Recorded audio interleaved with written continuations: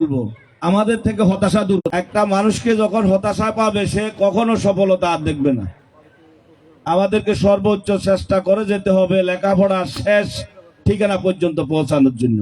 কাজ কখন হবে, কিভাবে হবে, কে করে দেবে কাজের ব্যবস্থা, কর্মসংস্থানের ব্যবস্থা, সেই চিন্তা মাথায় না রেখে সবাইকে বলবো লেখাপড়ার শেষ পর্যন্ত চালিয়ে যাওয়ার জন্য, হতাশার যেন আপনাদেরকে না পায়।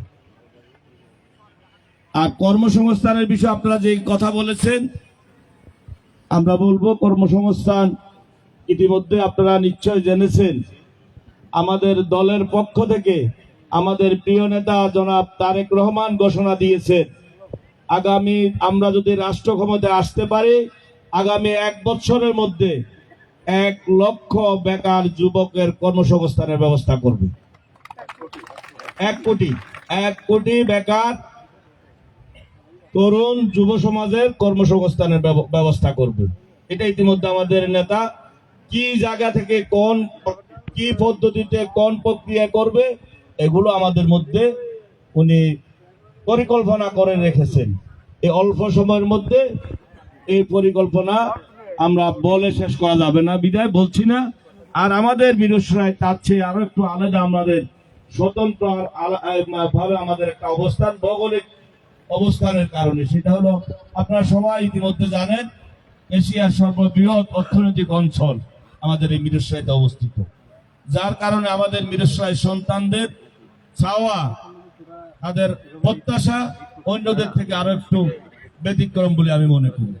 সেই তাদের প্রত্যাশার জায়গা থেকে আমি বলবো তাদেরকে আমরা চেষ্টা করব এই যুব উন্নয়নের কথা যেটা বলছেন, আমাদের দল সকল সময় কর্মসংস্থানের জন্য যুবকদের, তরুণদেরকে নিয়ে যে ভাবে, এই ভাবনার ফসল হিসেবে আজকে বাংলাদেশে যুব মন্ত্রণালয় আপনারা দেখছেন। এটা কিন্তু আমাদের নেতা শহীদ রাষ্ট্রপতি জিয়াউর রহমান যুব মন্ত্রণালয় করে গেছেন, গঠন করেছেন। আমাদের মোটামুটি আমাদের সরকারের সময় যুবকদেরকে নিয়ে যে ভাবে, সেই ভাবনার জায়গা থেকে আমরা যুব মন্ত্রণালয় গঠন করেছি। এই যুব মন্ত্রণালয়ের অধীনে প্রত্যেকটা উপজেলায় একটা যুব উন্নয়ন আমাদের অফিস আছে। এই অফিসের মাধ্যমে বেকার যুবকদের কর্মসংস্থানের ব্যবস্থার জন্য দক্ষ জনশক্তিতে রূপান্তরিত করার জন্য আমরা এই যুব সমাজ, যুব উন্নয়ন বিভিন্ন প্রকল্প গ্রহণ করে বিভিন্ন